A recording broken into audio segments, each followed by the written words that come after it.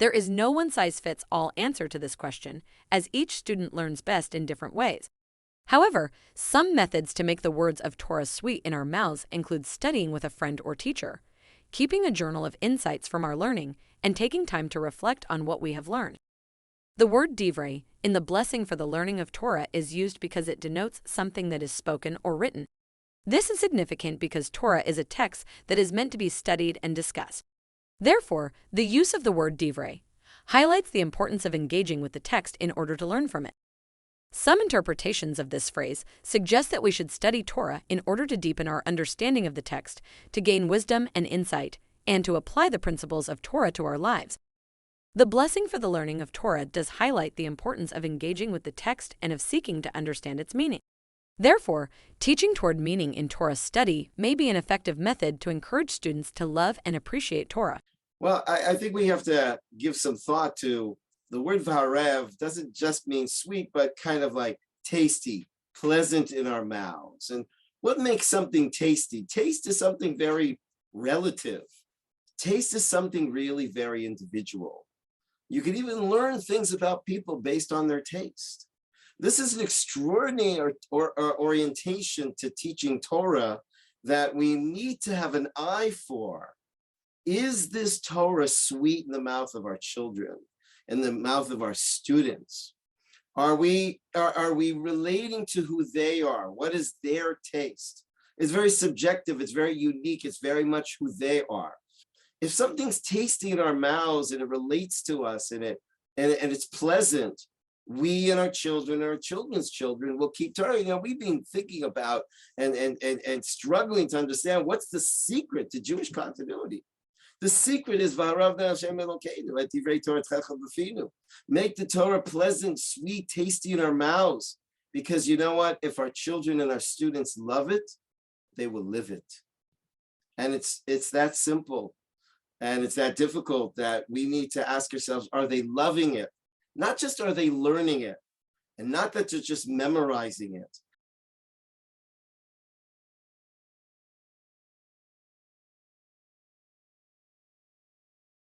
There is no easy answer to this question, as each student is different.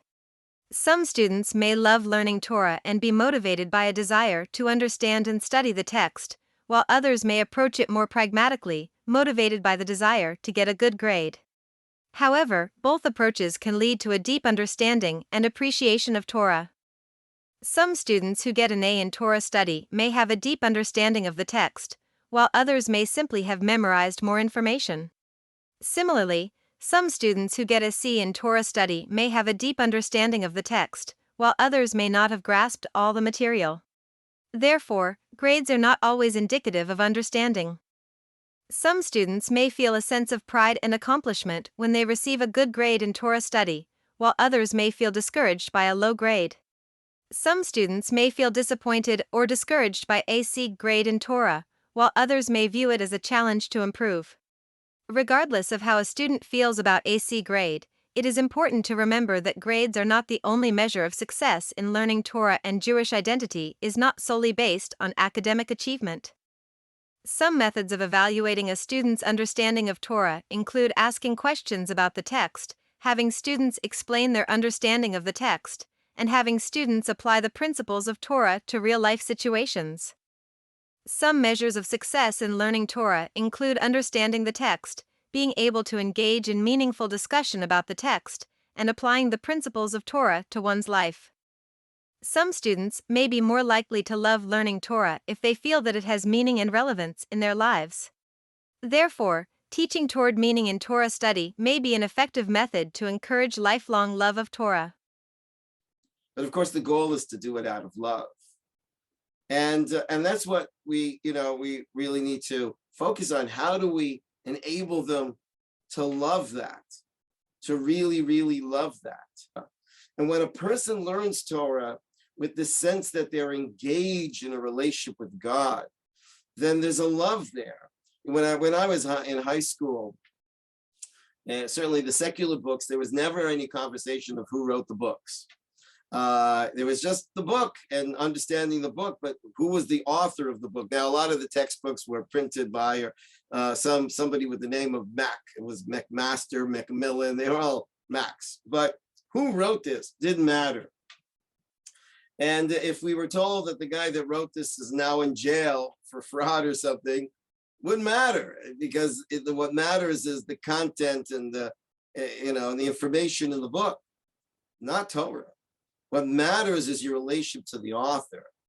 When we're learning Torah, it's kind of like reading a letter from someone that you love.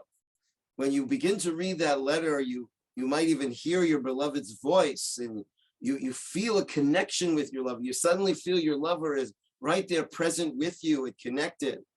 When Torah is taught as a subject, Torah is a connection to God. It's, I study other books, but I'm not necessarily looking for a connection to the author. But when I'm immersed in Torah, I'm interested in the connection to God. And that's when I start to love it and feel loved through it, because I'm literally in a dialogue with God by engaging and asking and allowing for, my opportunity to offer some of the interpretations that come to me. And so grades do have a role, although I don't think they should be, numbers, and I don't think there should be letters. I think there should be some kind of evaluation that the child feels a sense of growth. But all that is secondary to addressing a practical need. But what we really want to get the child to do is do it for the love of it.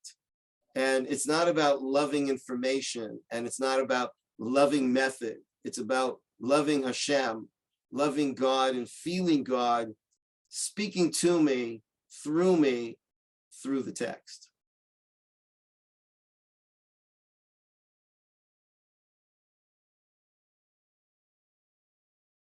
The best Jewish studies teacher is someone who is passionate about Jewish learning and is able to engage and inspire students.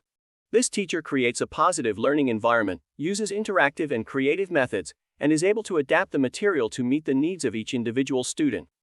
There is no one-size-fits-all answer to this question, as each student learns best in different ways. However, some tips to make learning Torah optimal for students include creating a positive learning environment, using engaging and interactive methods, and providing targeted feedback. Some students may be naturally self-motivated to learn Torah, while others may need a little more encouragement. Student-centered. Learning may be more effective in Jewish education than traditional methods, as it allows students to take ownership of their education and to learn in ways that are more engaging and relevant to them. Creating a positive learning environment and using engaging and interactive methods can help motivate all students to learn. When I was in yeshiva, and let's take, for instance, when we would learn Chumash and Rashi, the standard approach to learning Chumash and Rashi is asking what's bothering Rashi. And I really struggled with that because, for instance, let's say we're learning Akedat Yitzchak, the dear sacrifice of Isaac. And Rashi is bringing his commentary, and we're asking what's bothering Rashi. And what really bothered me is that what bothered Rashi didn't bother me. And what bothered me about the text didn't seem to bother Rashi. And so I was young, and I didn't bother learning Rashi anymore. And only later on did my teacher teach me that, well, Rashi is not answering or addressing these kind of philosophical questions. I'm reading Akedat Yitzchak, and I'm struggling with how does Hashem ask a man to kill his son? So that's what I'm struggling with the text, but that is not Rashi's goal in his commentary. But the reason why I share this is because what I felt in my early days of Torah education, that I wasn't there. But my teacher said to me, the best pshat is your pshat. And that was life-changing for me, that I was even empowered, that I have the right to share pshat. Now, I can't just say anything I want. I have to learn how to learn. I have to be able to read the Hebrew, and I have to understand that I can't say something that is contrary to the fundamental principles of faith.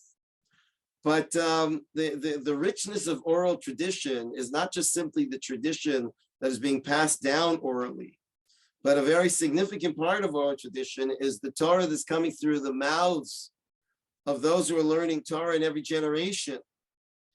And so how do we make Torah optimal for our students? When the student sees that this is an invitation to find their pshat, to share their pshat.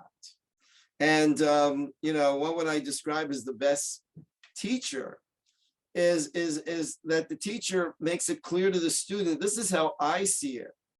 And I share what I see, not because I want you to memorize my answer. I'm just showing you how I go about understanding Torah. But I want to encourage you to share with others what are the insights that are coming to you? What are the problems that you are struggling with? What is Hashem saying to you in the text right now?